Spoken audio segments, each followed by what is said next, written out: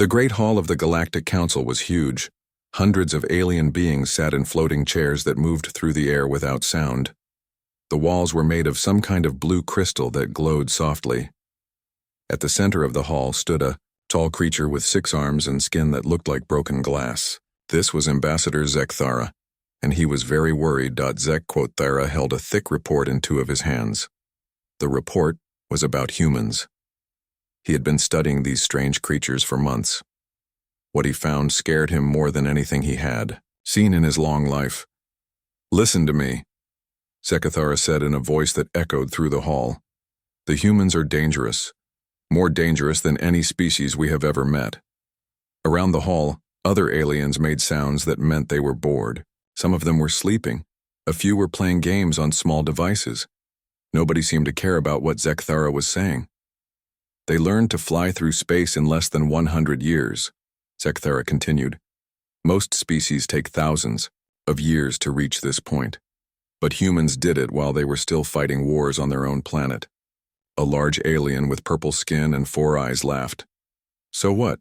Many species fight wars. It means nothing." Zekthara opened his report and began to read facts about humans. "They have something called nuclear weapons.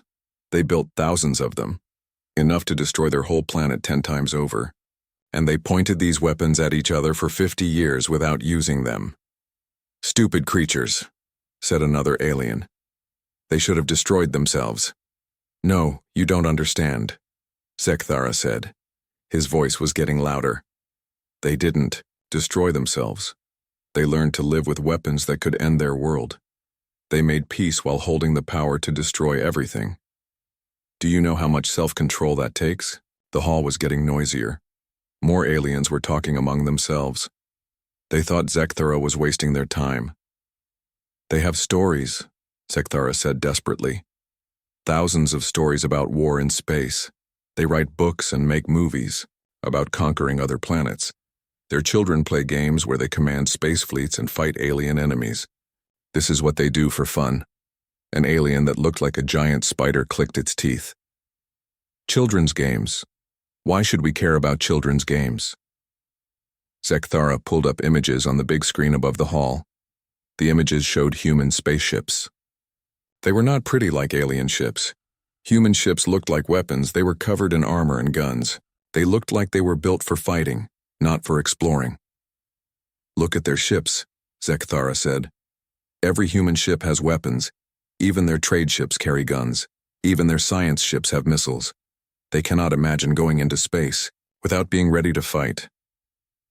"Primitive thinking," said a creature made of living metal. "We have moved beyond such simple ideas." "Have we?" Zekthara asked. "When was the last time any of our species built a new kind of weapon? When did we last change our way of fighting? We have been the same for thousands of years. But humans change every few years. They make their weapons better. They find new ways to fight." He showed more images. These showed human planets. Every human world had defenses. They built forts in space around their planets. They had weapons on their moons.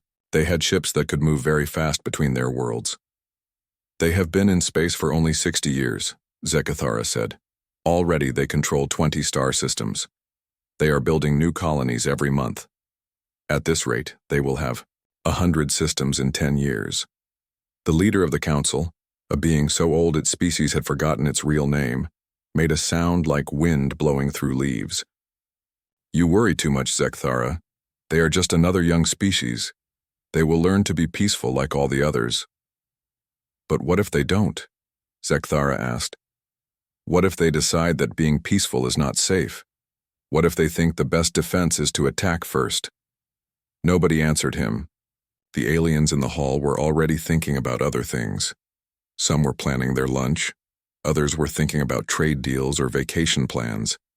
None of them were thinking about humans. Zekthara tried one more time. "They have a saying, on their world. Speak softly and carry a big stick. It means be polite but always be ready to fight. This is how they think about everything." "Enough," said the old leader. "We have heard your report. The humans are classified as a minor developing species. They are not our problem. We have real issues to discuss. The screen above the hall changed to show trade reports and mining data. The discussion about humans was over. Zekthara stood there for a moment, looking at his report. All his work, all his warnings, had been ignored. He walked slowly back to his seat. Around him, the other aliens were already talking about boring things like tax rates and shipping schedules. They had forgotten about humans completely. But Zekthara could not forget. That night, he went back to his office and looked at more human data. He read about their history. Humans had been fighting each other for thousands of years. They had gotten very good at it. They knew how to make weapons, how to plan attacks, how to defend their homes. And now they were learning to do all of this in space. Zek quote, Thara wrote a final note in his report. The Council has chosen to ignore the human threat. I believe this is a mistake that we will regret. The humans are not like other species. They do not think like we do.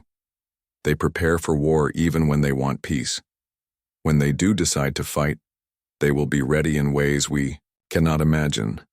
He sent the report to the Council archives knowing that nobody would read it. Then he went home and tried to sleep. But he kept thinking about human warships and human colonies and human children playing games about conquering the galaxy. In 18 months, he would be proven right. But by then, it would be too late for the galaxy to do anything about it. Captain Danny Mitchell stood on the bridge of his ship, the TDC Explorer. He was drinking coffee from a metal cup and looking at the stars through the big window at the front of the bridge. His ship was not very big, but it was fast and well armed. The Explorer had been traveling for 3 months, mapping new star systems and looking for planets where humans could build colonies. Captain, said Lieutenant Kelly Adams from her seat at the weapons control station. We're getting signals from 6 ships. They're moving toward us fast. Danny set down his coffee cup. What kind of ships? Unknown design, sir. They're bigger than us. Much bigger. Danny looked at the main screen. 6 large ships were coming toward them. The ships looked strange. They were long and thin with lots of curves. They were pretty, like art pieces. But Danny had been in the military long enough to know that pretty ships were usually weak ships. Red alert, Danny said calmly. All crew to battle stations. The lights on the bridge changed from white to red. All over the ship, 300 crew members ran to their posts. The Explorer had been built for exploration, but like all human ships, it could fight if it had to. A voice came over the radio. It spoke in perfect English, which surprised Danny. Human vessel, this is Commander Vexitara of the Hegemony Coalition. You will surrender your ship immediately for processing under Galactic Maritime Law. Danny picked up the microphone. This is Captain Mitchell of the Terran Defense Coalition. We don't know what Galactic Maritime Law is, and we don't surrender to anybody. There was silence on the radio for a moment. Then Commander Vexitara spoke again. His voice sounded angry. You dare refuse a lawful order from the Hegemony Coalition? We have been the rulers of this region of space for 1,000 years. Good, for you, Danny said. But we're not from this region.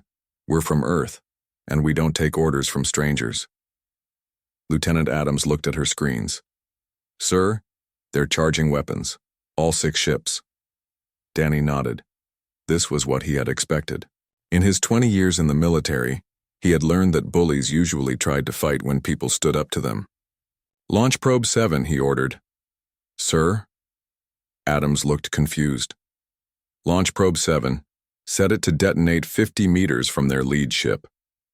Adams smiled. Now she understood. Probe 7 was not really a probe. It was a weapon disguised as a scientific instrument. Danny had ordered it installed before they left Earth just in case they met unfriendly aliens. The probe launched from the Explorer and flew toward the alien ships. To the aliens, it looked like humans were giving up and sending them information, but when the probe got close to the lead ship, it exploded. The explosion was not big enough to destroy the alien ship, but it was big enough to shut down their navigation systems and some of their weapons. It was a warning shot. Next one won't.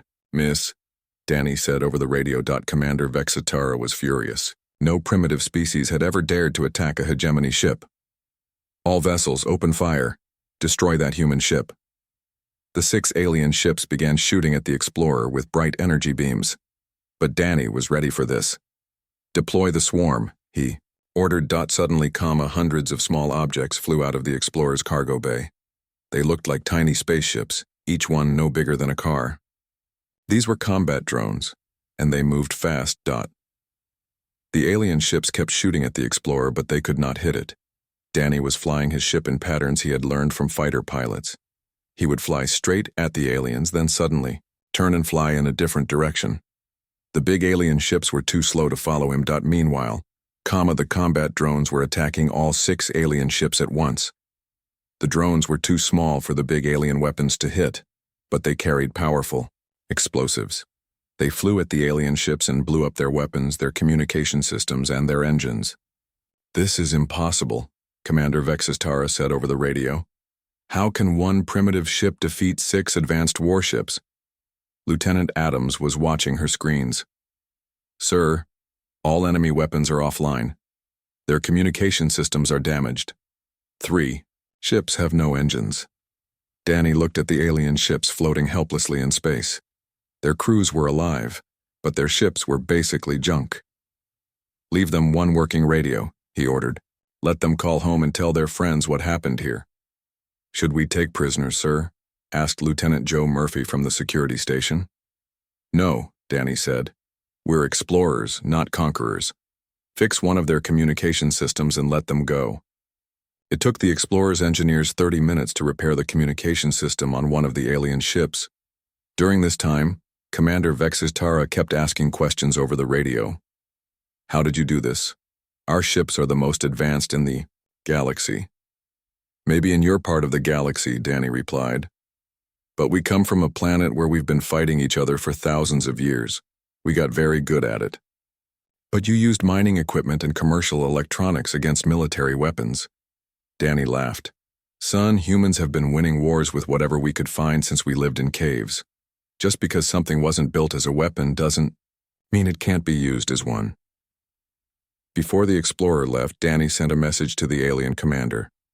"Tell your leaders that humans are willing to talk and trade, but tell them also that we don't back down from fights. If you come looking for trouble, you'll find it." The Explorer jumped to faster-than-light speed and disappeared, leaving the 6 damaged alien ships behind. Commander Vextara sent his report to Hegemony High Command. He told them exactly what had happened. 1 human ship had defeated 6 Hegemony warships using modified mining equipment and some kind of drone swarm technology. The officers at High Command read the report and decided it must be wrong. No primitive species could defeat advanced hegemony ships. They filed the report under unusual encounters and forgot about it. But Danny Mitchell sent his own report to Admiral Lisa Grant on Earth. First contact with hostile aliens achieved. They tried to order us around, so we showed them what happens when you threaten humans. Recommend immediate fleet expansion. If there are 6 of them, there are probably thousands. Admiral Grant read Danny's report while sitting in her office deep underground at Cheyenne Mountain. She looked at the photos of the damaged alien ships and the technical data the Explorer had collected. Then she picked up her phone and called the president. "Sir, we need to talk. We just found out we're not alone in the universe, and our new neighbors are not very friendly." Within hours, every human colony received new orders. Build more ships, build better weapons, prepare for war. The galaxy had just learned that humans existed, but they had also learned something else. Humans did not like being told what to do by strangers with big guns. Admiral Lisa Grant walked through the underground tunnels of Cheyenne Mountain. The place had been built during the Cold War to survive nuclear attacks. Now it was the command center for humanity's expansion into space. The tunnels were full of people working day and night.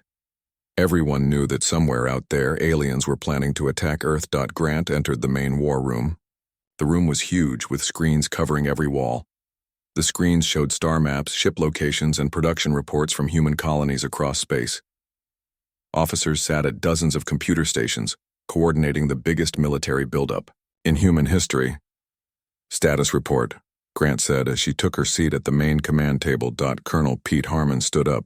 He was in charge of gathering information about alien civilizations. Ma'am, we've identified 12 major alien civilizations within our area of operations. The hegemony coalition that attacked the Explorer appears to be the weakest of them. Grant looked at the star map on the big screen. Red dots showed alien territories. Blue dots showed human colonies. There were a lot more red dots. How many ships do they have? The Vorthon Empire alone has over 8,000 warships. The Crystalline Collective has even more. But ma'am, their technology hasn't changed in hundreds of years. They build the same ships, use the same weapons, fight the same way their ancestors did. Major Kate Lawson, the chief engineer, activated another screen. We've completed 48 heavy cruisers and 200 destroyers. We're launching 3 new ships every day from our shipyards on Mars and in the asteroid belt. Grant nodded. Human ships were smaller than alien ships, but they were faster and smarter. Each human ship had computers that could think and adapt. During battle, alien ships still needed crews to operate every system manually. What about weapons? Grant asked. We've improved the drone swarm technology that worked so well for Captain Mitchell, Lawson said. Each of our ships now carries 500 combat drones. We've also developed something new, kinetic kill vehicles. Grant raised an eyebrow. Explain. Simple physics, ma'am. We take a chunk of metal, accelerate it to very high speed, and let it hit enemy ships. No explosives needed. At the speeds we're talking about, a piece of iron becomes as destructive as a nuclear bomb. Captain Ryan Torres had just returned from a patrol mission. He commanded the TDC Vengeance, one of the new heavy cruisers. Admiral, I've been studying alien battle tactics from the data Captain Mitchell collected. They fight like it's still the old days. Big ships in formation shooting at each other until one side gives up. And our approach? Grant asked. Never fight fair if you can avoid it. Use speed, use surprise, use technology. Make the enemy react to us instead of the other way around. Torres smiled. It's like fighting knights in armor when you have a machine gun. Lieutenant Commander Sarah Martinez, the communications officer, looked up from her station. Ma'am, we're receiving reports from our scout ships. The aliens are still classifying us as a minor threat. They're not taking any special precautions. Grant shook her head. These aliens had ruled the galaxy for thousands of years, but they had forgotten how to fight a real war. They thought their big ships and old technology would be enough to handle any problem. Show me the production reports, Grant ordered. The screens changed to show factories throughout the solar system. On Mars, automated systems built warship hulls 24 hours a day. In the asteroid belt, mining ships collected metals and turned them directly into weapons and ship parts. On Earth's moon, engineers designed new technologies and tested them in combat simulators. We're producing war materials faster than any civilization in recorded history, Major Lawson reported. Every human colony has become a fortress. Every trade route has become a supply line. Colonel Harmon pointed to a section of the star map. Ma'am, our intelligence suggests the Vorthon Empire is planning something big. They're moving ships from all their territories toward our border. How many ships? Grant asked. Preliminary estimates suggest 5,000 warships, including their largest battleships. They want to crush one of our colonies and show the galaxy that humans can be defeated. Grant looked around the room at her officers. These were people who had grown up hearing stories about World War II and the Cold War. They understood that sometimes freedom could only be protected by being ready to fight for it. Recommendations? Captain Torres stood up. Let them come. We'll turn whatever system they attack into a trap. Every asteroid, every moon, every comet becomes a weapon. We'll show them what happens when a species that conquered its own planet decides to defend its space colonies. Colonel Harmon, I want every scrap of intelligence on Vorthon military doctrine. Major Lawson, I want every new weapon we've developed ready for combat testing. Captain Torres, pick the system where we'll make our stand. Grant walked to the main screen and looked at the expanding map of human space. In just 18 months, humans had gone from one planet to controlling dozens of star systems. Every human world was protected by orbital defense stations, Every human ship was designed for war. The aliens think we're primitive because we've only been in space for 60 years, Grant said to her officers. They don't understand that those 60 years taught us more about fighting in space than they learned in 1,000 years of easy victories. She turned back to face the room. We're not just building ships and weapons. We're building something the galaxy has never seen before. A military force that learns and adapts faster than any enemy can respond to. Lieutenant Martinez received another message from the scout ships. Admiral, the Vorthan fleet is definitely moving toward our colonies. Intelligence estimates they'll reach the Ross 128 system in 6 weeks. Grant smiled.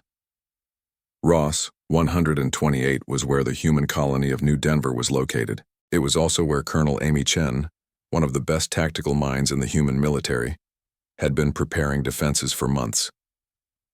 Send a message to Colonel Chen, Grant ordered. Tell her the Vorthans are coming, and she has 6 weeks to turn the Ross 128 system into the place where the galaxy learns to respect humans. Around the room, officers went back to their work with new energy. They were about to find out if human military technology could stand up to an alien empire that had conquered hundreds of worlds. But Grant was not worried. Humans had been preparing for this kind of fight for their entire history. Every war they had ever fought had taught them something new about strategy, tactics, and technology. Now they would use all of those lessons against enemies who had forgotten how to learn. The galaxy was about to discover why humans had become the dominant species on a planet full of dangerous predators. It was not because they were the strongest or the fastest. It was because they were the best at turning everything around them into weapons and using those weapons smarter than anyone expected. Grand Admiral Morpheus stood on the bridge of his flagship, the Eternal Dominion. The ship was 3 kilometers long and carried enough firepower to destroy a small moon. Around him, the largest fleet in Vorthan history moved through space toward the human colony at Ross 128. 5,000 warships traveled in perfect formation. The fleet included 50 massive battleships, 300 heavy cruisers, and thousands of smaller vessels. This was more military power than had ever been assembled in one place in the galaxy's recorded history. Status report, Morpheus commanded. In his deep voice, Captain Velnara, his second-in-command, checked her instruments. All ships report ready for battle, Grand Admiral. We will reach the human colony in 4 hours. Morpheus looked at the tactical display. The human colony of New Denver was a small settlement on a planet in the Ross 128 system. Intelligence reports said it had maybe 50,000 humans and a few small defense ships. The humans have expanded too quickly, Morpheus told his officers. They have forgotten that young species must show respect to their elders. We will destroy this colony and remind the galaxy of Vorthan power. What the Vorthan fleet did not know was that Colonel Amy Chen had spent 8 months turning the entire Ross 128 system into the most dangerous place in the galaxy. She had not just fortified the planet, she had turned everything in the system into a weapon. Colonel Chen stood in the command center built deep inside an asteroid. Around her, hundreds of technicians monitored screens showing every part of the star system. The asteroid belt had been hollowed out and filled with automated weapons. The gas giant's moons now housed massive railguns. Even the comets had been fitted with guidance systems and packed with explosives. Enemy fleet detected at system edge, reported Lieutenant Tony Garcia. Confirmed count of 5,000 vessels, including 50 battleships. Chen sipped her coffee, calmly. She had been expecting this. Human intelligence had been tracking the Vorthan fleet for weeks. Initiate Protocol 7. She ordered. Protocol 7 was the plan she had developed with Admiral Grant and the best military minds on Earth. It was based on a simple idea. Never fight the enemy where they expect to fight. Make them fight on your terms using your weapons in your territory. The Vorthan fleet entered the Ross 128 system in traditional formation. The biggest ships in the center, smaller ships forming protective screens around them. They moved slowly and carefully, just as Vorthan fleets had moved for 1,000 years. Human colony detected, Captain Velnara reported. No significant defense fleet visible. A few small patrol ships. As expected, Morpheus said. Primitive species cannot match Vorthan military power. Begin the attack. That was when the first surprise hit them. 40-7 comets, each one guided by advanced artificial intelligence and accelerated to incredible speed, struck the Vorthen formation from 7 different directions at once. The impacts created massive electromagnetic pulses that shut down communication systems throughout the alien fleet. "What is happening?" Morpheus demanded, but half his ships could no longer hear his orders. While the Vorthen fleet struggled to re-establish communications, the real attack began. Hidden throughout the asteroid belt, automated weapon platforms opened fire. These were not energy weapons like the aliens used. These were mass drivers, giant magnetic railguns that fired chunks of depleted uranium at speeds close to the speed of light. The projectiles hit the Vorthen ships like invisible hammers. The aliens' energy shields, designed to stop laser weapons and particle beams, provided no protection against solid metal traveling at relativistic speeds. The uranium slugs punched through ship hulls like bullets through paper. "Impossible," Captain Velnara gasped as she watched 3 battleships explode on her screen. "Primitive species do not have this technology." But humans had always been good at taking simple ideas and making them devastatingly effective. The mass drivers were based on technology humans had developed for launching cargo into space. Colonel Chen's engineers had simply made them bigger and more accurate. The Vorthen fleet tried to locate the source of the attacks, but the weapon platforms were hidden inside asteroids that looked natural. By the time the aliens found one platform and destroyed it, 5 more had opened fire from different directions. "All ships, emergency combat formation," Morpheus ordered over the few communication channels that still worked. "Concentrate fire on the asteroid belt." The Vorthens began destroying asteroids at random, hoping to hit the hidden weapons. But Colonel Chen had anticipated this. As soon as the aliens started shooting at asteroids, the gas giants' moons revealed their own weapons. Massive railguns built into the surfaces of 4 different moons began firing at the Vorthen fleet. These weapons were even bigger than the asteroid platforms. They fired projectiles the size of cars at speeds that turned them into miniature nuclear explosions when they hit their targets. Captain Steve Parker, commanding the human ship TDC Retribution, had been watching the battle from the edge of the system. Now he moved his ship closer and opened a communication channel to the Vorthen flagship. "Grand Admiral Morpheus, this is Captain Parker of the Terran Defense Coalition. You called us primitive, but we've been perfecting the art of war for thousands of years. You just gave us bigger rocks and showed us your ships." "This is madness," Morpheus replied. "Civilized species do not fight this way." "Maybe that's why we're winning," Parker said. "Civilized species apparently forgot how to fight smart." The battle continued for 6 hours, but the outcome was never in doubt. The Vorthen fleet had been designed to fight other traditional fleets in open space. They had no answer for enemies that turned entire star systems into weapons. When the last Vorthen ship finally retreated or was destroyed, Colonel Chen surveyed the results. The aliens had lost over 3,000 ships, including 42 of their 50 battleships. Human losses included 14 automated weapon platforms and 36 unmanned drone fighters. Not a single human had died in the battle. News of the Ross 128 victory spread throughout the galaxy faster than the speed of light. For the first time in recorded history, a minor species had defeated a major galactic power in direct military confrontation.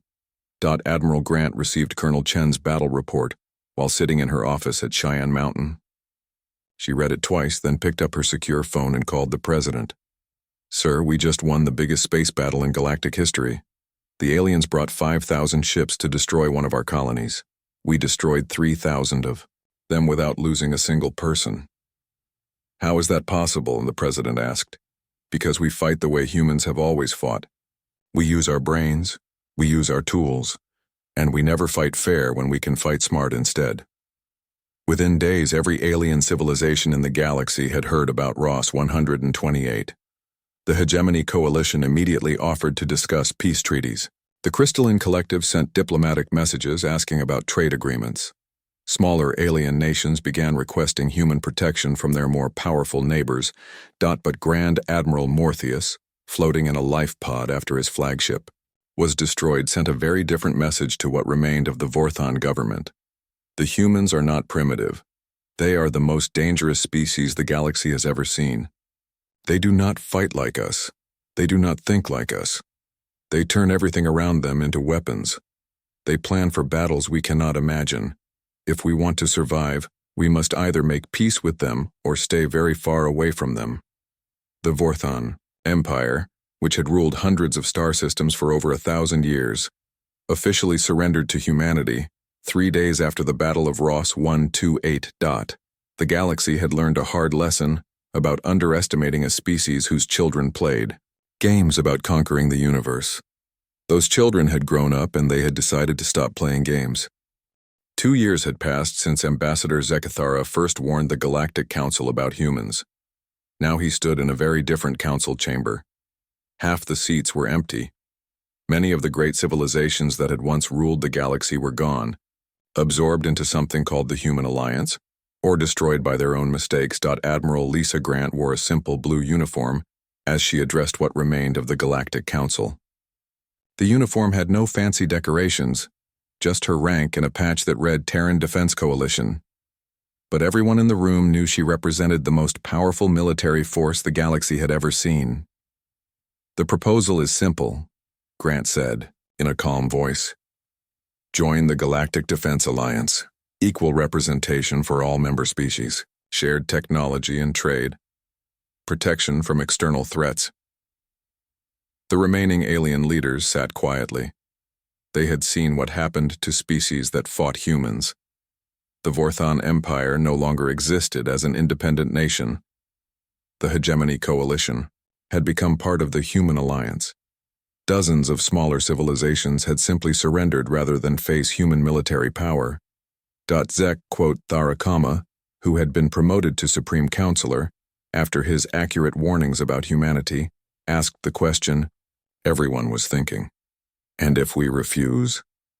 Grant's expression did not change. "Then you remain independent. We have no interest in conquering species that pose no threat to human colonies or trade routes."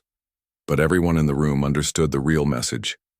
In 2 years, humans had grown from controlling one star system to ruling over 400 worlds. Their technology improved every month. Their military grew stronger every week.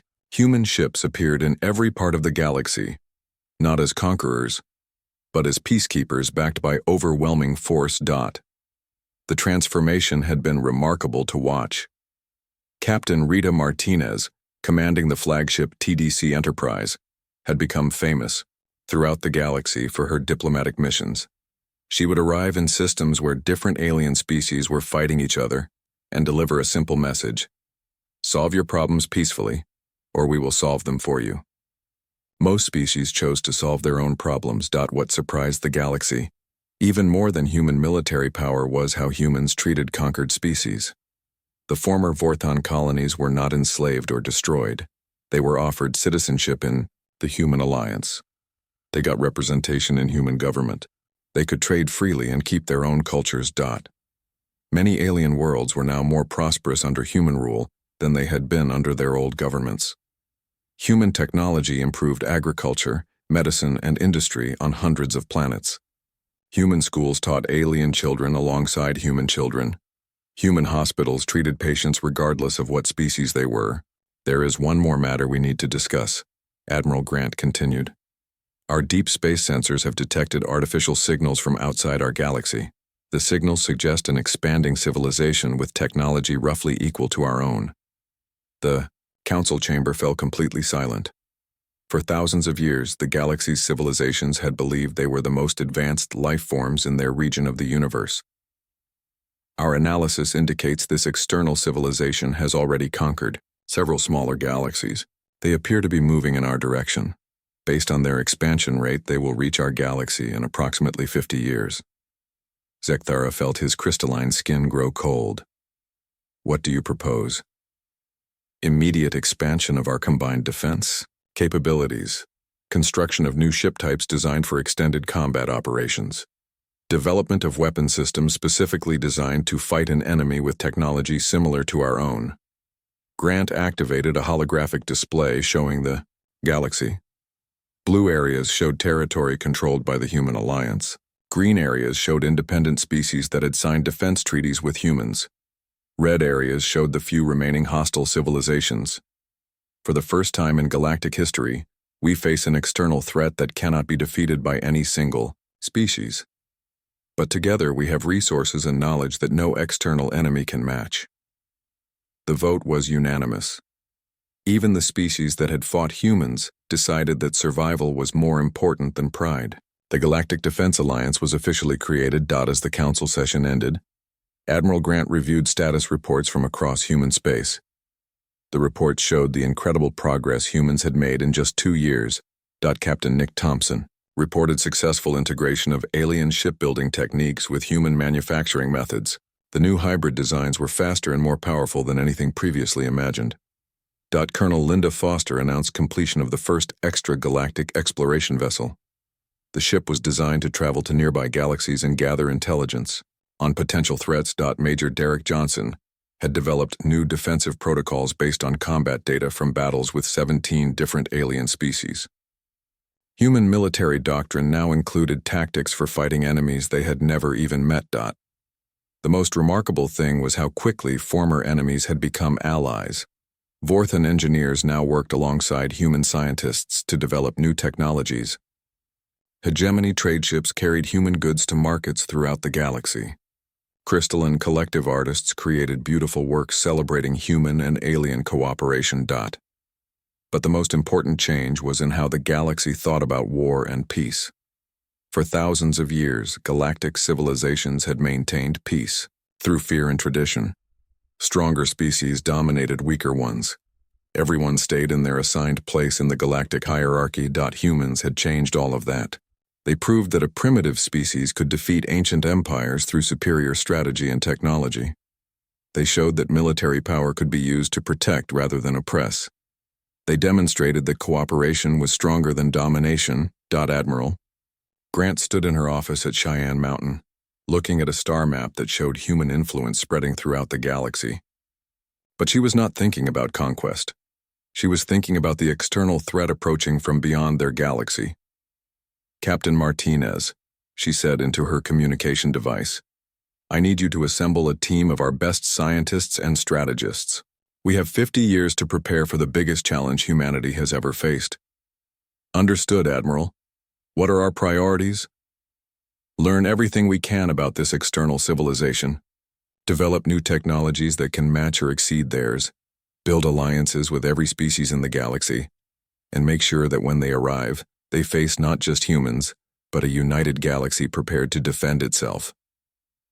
Grant looked back at the star map. The galaxy had learned an important lesson about underestimating humans. Now it was time for humans to learn from that lesson and apply it to a new threat. The external civilization approaching their galaxy had probably conquered other worlds by being stronger than their enemies, but they had never faced an enemy that included humans.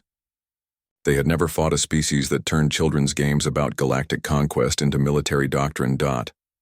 They had never met a civilization that believed the best defense was not just being prepared to fight, but being prepared to win. The galaxy was about to face its greatest test, but for the first time in its history it was ready.